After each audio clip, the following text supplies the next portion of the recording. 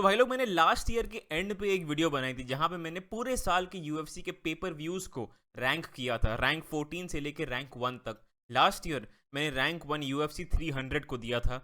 इस साल 2025 का यूएफसी का फेब जस्ट निकलता ही आ रहा है एंड ऑलरेडी हमारे पास एक ऐसा पेपर व्यू है जो टॉप 3 कंटेंडर, एटलीस्ट मुझे लग रहा है टॉप 1 कंटेंडर हो सकता है। टॉप 1 क्या, फर्स्ट नंबर 1 कंटेंडर, अरे यार, चैंपियन हो सकता है इस साल का UFC 314। अब ये कार्ड ऑलरेडी इतना स्टैक था, लेकिन अब इसमें ब्राइस मिचेल और जीन सिल्वा भी ऐड हो गया है। तो मैं इस वीडियो में इस इवेंट के लिए इतना क्यों एक्साइटेड हूँ उसकी मैं बात करूँगा। जो भी फाइट्स हैं, जो भी बैंगर फाइट्स हैं, उनके थ्रू मैं एक एक करके जाऊँगा, वो इतनी इंपॉर्टेंट क्यों हैं उसकी मैं बात करूँगा। उसके पहले अगर आपको UFC के अराउंड ऐसी फन डिस्कशन देखना पसंद है हिंदी में, चैनल को सब्सक्राइब करो। अब बढ़ते हैं वीडियो में। पहले आते हैं, देखो, Alex Volkanovski versus Diego Lopes. अब देखो यार, ये फाइट शेड्यूल क्यों हुई? ये फाइट शेड्यूल इसलिए हुई क्योंकि इलिया टुपुरिया, जो फॉर्मर फेदरवेट चैंपियन थे, उन्होंने अपनी बेल्ट छोड़ दी है। उसके बाद एलिस वोल्कानोव्स्की बहुत टाइम से, एक बार इस्लाम से पिट के, एक बार टुपुरिया से पिट के, उसके बाद से काफ़ी देर से इंतजार में थे कि कब दिन आएगा, कब मैं दोबारा फेदरवेट टाइटल के लिए फाइट करूंगा। सब बोल रहे थे कि यार इलिया वर्सेस एलिस वोल्कानोव्स्की दोबारा ना कराओ यार, पक गए हैं वो देख के। वी आर इन लक, ठीक है। इलिया टुपुरिया ने बेल्ट ही छोड़ दी है, वो इस्लाम के पीछे हाथ धो के पड़े हैं। बेल्ट छोड़ के वो अब लाइटवेट जा चुके हैं। अब फाइट होने वाली है एलेक्स वोल्कानोव्स्की और डिएगो लोपेज के बीच में। एवलोएव के बारे में लोग हल्का सा कह रहे हैं, बट यार ये ज्यादा इंटरेस्टिंग फाइट मुझे लग रही है यार। एवलोएव का फाइटिंग शायद मुझे नहीं पसंद है, जब तक प्रॉपर ग्रैपलर उनके अगेंस्ट नहीं आता है, लाइक एल्जेविन स्टर्लिंग जैसे आए थे, तब तक उनकी फाइट्स इंटरेस्टिंग नहीं होती हैं। Alex Volkanovski Diego Lopes, much more interesting fight. अब यार, इस फाइट की अगर बात करें, Alex Volkanovski legend of the sport है, one of the greatest to ever do it, और मुझे बहुत ज़्यादा पसंद है। इलिया टुपुरिया के अगेंस्ट मैं उनको चांस नहीं दे रहा था। डिएगो लोपेज के अगेंस्ट मुझे जेन्युइनली लग रहा है वो टाइटल वापस ले सकते हैं, और उन्होंने कहा भी है कि वो टाइटल वापस लेके एक एक्टिव चैंपियन वगैरह रहेंगे। तो बहुत ही अच्छा साइन है ये डिवीजन के लिए, बिकॉज कुछ भी कहो, कितने भी अच्छे हैं इलिया टुपुरिया, बैठे हैं वो बस, ठीक है। अगस्त में उनकी फाइट हुई थी, उसके बाद से उनकी फाइट स्केड्यूल भी नहीं हुई है। बहुत टाइम हो गया है, 7 महीना हो गया है, समझ रहे हैं आप लोग।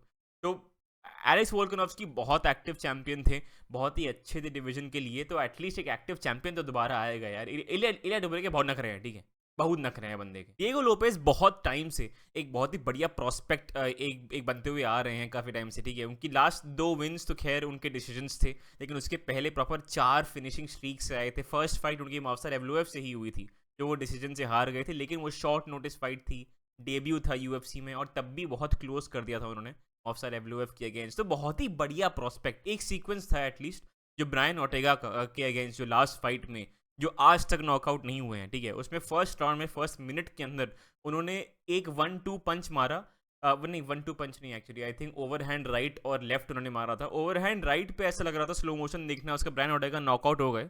उसके बाद उन्होंने अपना लेफ्ट हुक मारा और फिर ब्रायन ओटेगा जग गए उस पर कि हाँ, दूसरे पंच पे जगे हैं वो। तो बहुत ही बढ़िया पावर, बहुत ही फायरी स्टार्ट करते हैं।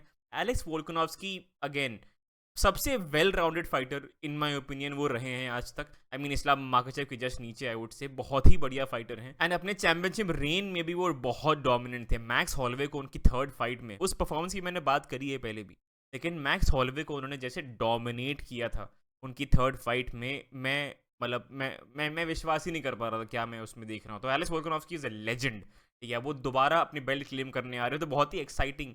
अब फाइनली एक फेदरवेट टाइटल मैच हो गया है इलिया टुपुरिया के जाने के बाद, ठीक है। अब ठीक है, अगला आते हैं यार, Michael Chandler versus Khalid फोकनबारी।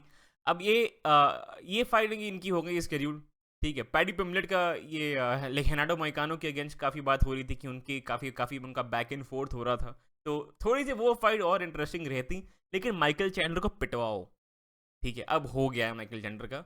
Dirty fighter, बकवास, ठीक, एंटरटेनिंग बोलते हैं लोग हैं, ठीक है, बट हॉरिबली डर्टी फाइटर। उनकी जब से वो यूएफसी में आए हैं 4 साल हो गए हैं उनको, 2 विन्स थे उनके, ठीक है। एक तो उनका डैन होकर जो फर्स्ट विन थी उनकी, बहुत ही बढ़िया विन थी, बहुत बढ़िया डेब्यू। उसके अलावा टोनी फर्गसन, बस ये किया है उन्होंने यूएफसी में। चार्ल्स ओलिवेरा से 2 बार हार गए, डस्टिन पोरियर से हार गए, जस्टिन गेजी से हार गए, ठीक है। हाई लेवल कॉम्पिटिशन सब के सब, बट ठीक है, मूव ऑन, ठीक है। अब पैडी पिमलेट के अगेंस्ट वो फाइनली फाइट कर रहे हैं, ये भी काफ़ी बड़ी फाइट है, लेकिन अब फाइनली एक रैंक से नीचे फाइट कर रहे हैं। उनको लगातार बड़ी फाइट्स मिल रही थी, इवन दो वो लगातार हार रहे थे। पैडी पिमलेट के अगेंस्ट वो फाइनली अब जा रहे हैं। पैडी पिमलेट अब प्रॉपर अपने कम अप में हैं, और पैडी पिम्बलेट और इलिया टुपुरिया की बहुत बड़ी बीफ चल रही है बहुत टाइम से, दोनों में बहुत अनबन चलती हुई आ रही है। तो ये बहुत इंटरेस्टिंग चीज़ है। अगर पैडी पिम्बलेट अपने राइज में आ रहे हैं और इलिया टुपुरिया अगर चैंपियन बन गया, अगर बहुत बड़ा अगर है, वो बहुत बड़ा अगर है, तो फिर पैडी पिम्बलेट वर्सेस इलिया टुपुरिया देखने को हमको मिल सकता है। आई डोंट थिंक पैडी पिम्बलेट एक चैंपियनशिप लेवल फाइटर हैं। I don't think so yet, मुझे अभी तो नहीं लगता है ऐसा। माइकल चैंडलर फाइनली अब नीचे फाइट कर रहे हैं, एक्चुअली वो प्रूव करेंगे अपने आप को। एंड पैडी पिम्बलेट प्रॉपर अपने कम अप पे हैं, बहुत टाइम से वो मतलब एक राइज में चलते हुए आ रहे हैं, अब जाके उनको हाई लेवल कंपटीशन मिल रहा है। तो ये बहुत इंटरेस्टिंग है। इलिया टुपुरिया और पैडी पिम्बलेट की जो स्टोरी लाइन्स जो चलती हुई आ रही हैं, आई होप वो कन्वर्ज हो और एक्चुअली हमको ये फाइट देखने को मिले। तो हाँ यार, बहुत interesting fight. Moving on, gene Silva versus Bryce Mitchell, ये बहुत बढ़िया फाइट है। ठीक है, जीन सिल्वा की जस्ट अभी फाइट हुई थी ये मेल्सिक बैक्डेरियन के अगेंस्ट यूएफसी सियाटल में, बहुत ही बढ़िया नॉकआउट लेकिन उन्होंने स्कोर किया था उस फाइट में। और इनकी और ब्राइस मिचेल की इनका ब्राइस मिचेल का हल्का हल्का बैक एंड फोर्थ चलता रहता है। अब जीन सिल्वा के बारे में अगर आपको ना पता हो, ठीक है, तो फाइटिंग नर्ड्स के हैं, बहुत वायलेंट इमोशनल गैंगस्टर, रोते हैं हंसते हैं, हम हंस हंस के आपसे फाइट करते हैं, फिर रोते हुए इंटरव्यू देते हैं। बहुत ही इमोशनल स्पेक्ट्रम उनका बहुत चौड़ा है। ठीक है, और ब्राइस मिचेल की अगर बात करूँ मैं, तो उनका बहुत रिसेंटली छोटे मूछ वाले लीडर जो थे वर्ल्ड वॉर 2 के, उनके प्रति फ्रेंडली फीलिंग काफ़ी उनकी जाग गई थी। तो फिर उसके पीछे उनका बहुत ज़्यादा उनकी कंट्रोवर्सी हुई थी। उनके पॉडकास्ट में उन्होंने उसकी बात कही थी कि वो बहुत बढ़िया इंसान थे, बट नेवर माइंड। तो उसके बाद से मुझे लग रहा है यूएफसी बोल रहा है कि जा अब तू पिट, ठीक है, अब तू जाके पिट। और जीन सिल्वा के लिए बहुत अर्ली टर्न अराउंड है, सिर्फ 2 महीने का, बट जीन सिल्वा ने 12 दिन में भी फाइट करी है। लाइक बहुत ही क्विक टर्न अराउंड वो करते हैं। बट ब्राइस मिचेल अपनी लास्ट फाइट में लाइक उन्होंने उनको फेस किया था एक रॉन ग्रेसी बकवास उसके, लेकिन जीन सिल्वा जो भारी मोमेंटम लेते हुए आ रहे हैं इस फाइट में, और जो कॉन्फिडेंस वो लेके आते हैं इस फाइट में, बहुत ही इंटरेस्टिंग होगा देखने के लिए।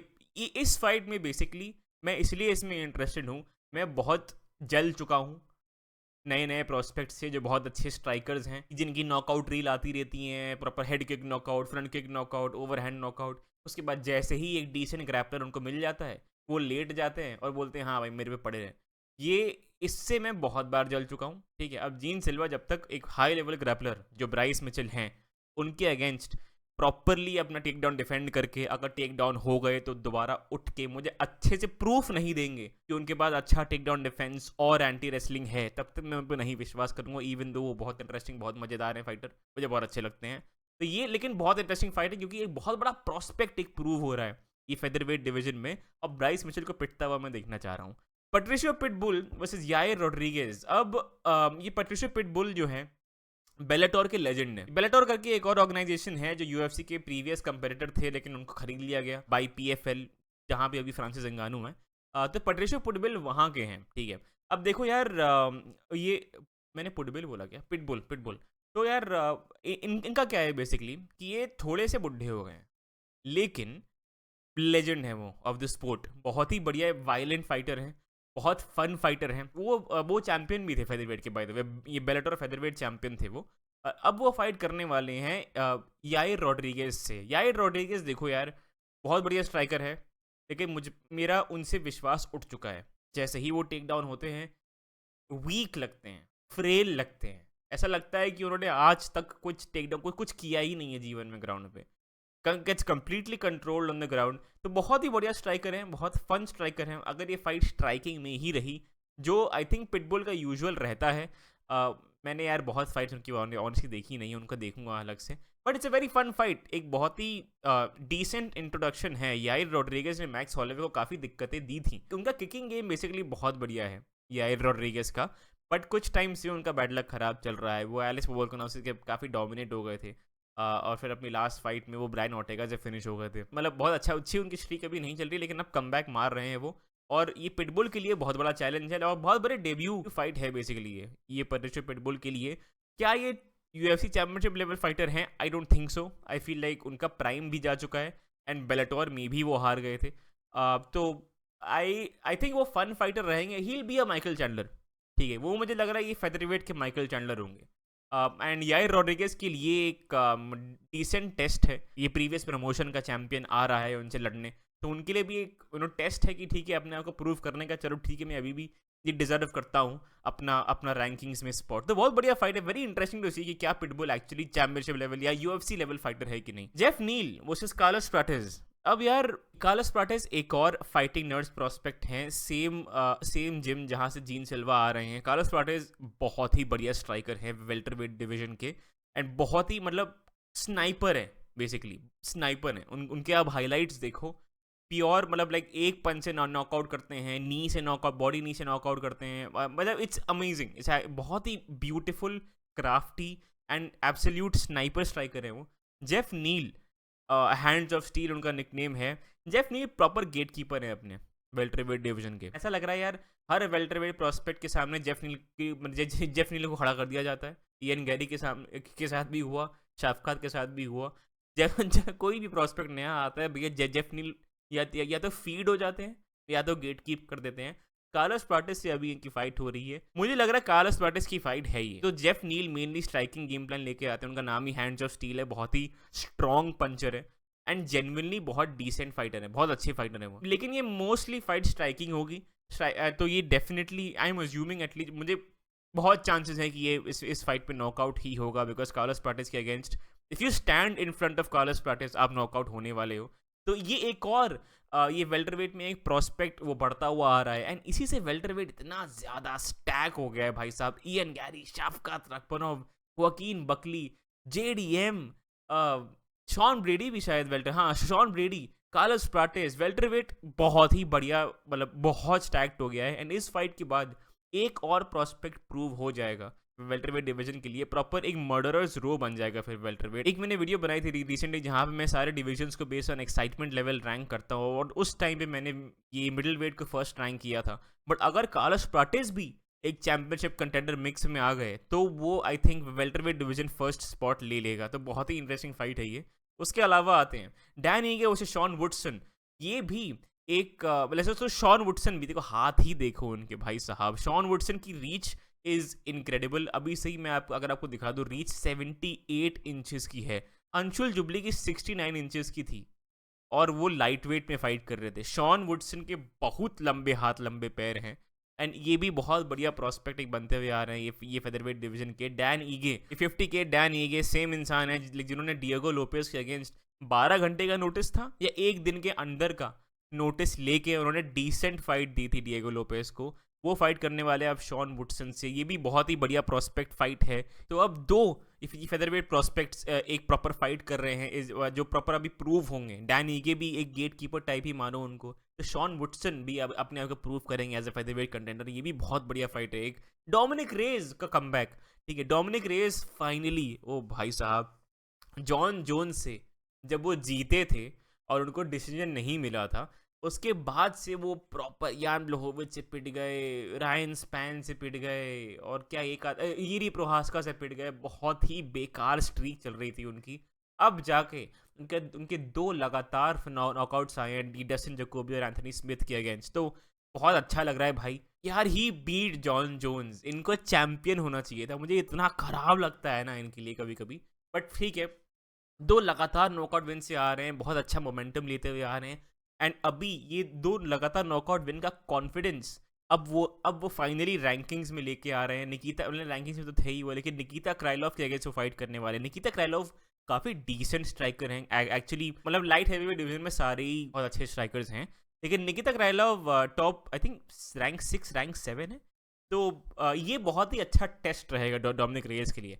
ठीक है, उन्होंने डस्टिन जकोबी को बीट किया, ठीक है, उन्होंने एंथनी स्मिथ को बीट किया, but they are lower level light heavyweights. Anthony Smith की अगली फाइट उनकी एक it's going to be a retirement fight, तो वो निकलने वाले हैं यूएफसी से। तो ये अब फाइनली एक टेस्ट रहेगा डोमिनिक रेयस के लिए कि ठीक है, does he still have it, क्या उनमें कैपेबिलिटी है टॉप 5 या टॉप 10 के कंपटीशन के अगेंस्ट फेस करना। तब जाके उनको भी प्रूव होगा और फैंस को भी प्रूव होगा कि ओके ये प्रॉपर टाइटल रन में चल रहे हैं। ये 2 नॉकआउट्स रैंडम नॉकआउट्स नहीं थे, अब उनका टाइटल रन चालू हो चुका है। तो ये बहुत ही बढ़िया स्टोरी एक चलती हुई आ रही है, एक कमबैक स्टोरी चलती हुई आ रही है डोमिनिक रेयस के अगेंस्ट। बहुत ही got done dirty against Jon Jones. उनको जॉन जोन्स के अगेंस्ट जीते थे। जॉन जोन्स अनडिफीटेड नहीं है। उसके अलावा एक आध और डिसेंट फाइट्स हैं, यान जोहानन वर्सेस वर्नर जैंडरोबा, ये जांग वेली केट के डिवीजन के लिए एक नंबर 1 कंटेंडर फाइट है। Darren Elkins fun fighter, Jim Miller एक लेजेंड है एंड वो चेज हुपर के अगेंस्ट फाइट करने वाले हैं। चेज हुपर एक प्रोस्पेक्ट है लाइट वेट डिवीजन के लिए, एंड उसके अलावा एक आध फाइट और बढ़िया बढ़िया है इसमें। तो बेसिकली यार बहुत ही फन फाइट नाइट बोल रहा हूँ, बहुत ही फन यूएफसी पेपर व्यू होने वाला है ये।